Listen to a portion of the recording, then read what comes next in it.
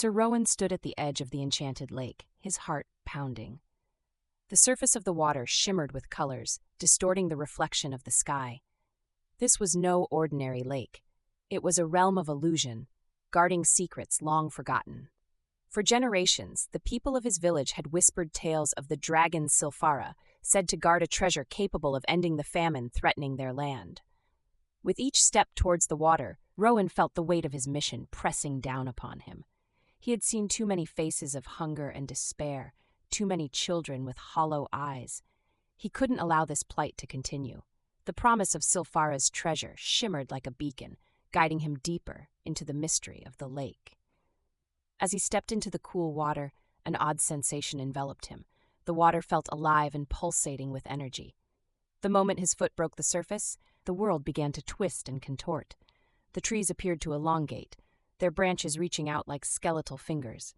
The air crackled with magic, distorting reality. "Stay focused," Rowan muttered, shaking off creeping doubts. He remembered the stories of those who had ventured into the lake and never returned. The illusions crafted by Sylphara were said to prey on the unprepared. Rowan had prepared himself with knowledge, but knowledge could only take him so far. As he waded deeper, colors in the water shifted, revealing shapes and figures that danced just beyond his grasp. He could have sworn he saw visions of his village, his mother, her face lined with worry, his younger sister, reaching for him with tears in her eyes. The images tugged at his heart, but he pressed on, knowing these were mere illusions meant to sway him from his path. Suddenly, a ripple broke the surface and a figure emerged. Sylphara was magnificent, her scales glimmering like sapphires. Her eyes held a wisdom that spanned centuries, yet a darkness lurked within them. "Why do you disturb my waters, mortal?" Sylphara's voice resonated like thunder, yet it was melodic. "I seek the treasure to save my people," Rowan declared, steeling himself against her presence. "We are suffering from famine, and I will do anything to help them." Sylphara's gaze bore into him, weighing his soul. "Many have come before you, lured by the promise of treasure, but they were unworthy, their hearts filled with greed. What makes you different?" "I am not driven by greed, but by love for my family and my people," Rowan replied. "I seek to restore hope, not to claim wealth for myself." The dragon regarded him for a moment. "Very well, brave knight. You may proceed, but know this. The lake will test your sanity. Only by confronting your deepest fears can you hope to find the treasure." With that, the waters surged, enveloping him in a whirlwind of magic. He was submerged, and the world transformed into a dark abyss. Strange shapes whispered doubts that echoed in his mind. "Turn back, Rowan," a voice hissed. "You cannot save them. You are powerless." He swam deeper, pushing against the tide of despair. Memories flooded his mind, the laughter of his sister, the warmth of his mother's embrace, the unity of his village. These thoughts fueled his determination, allowing him to rise above the shadows. Just as hope began to glimmer, he found himself in a realm of haunting visions. A version of himself, cloaked in darkness, stood before him. This shadowy figure laughed. "You think you can save them? You are nothing but a failure."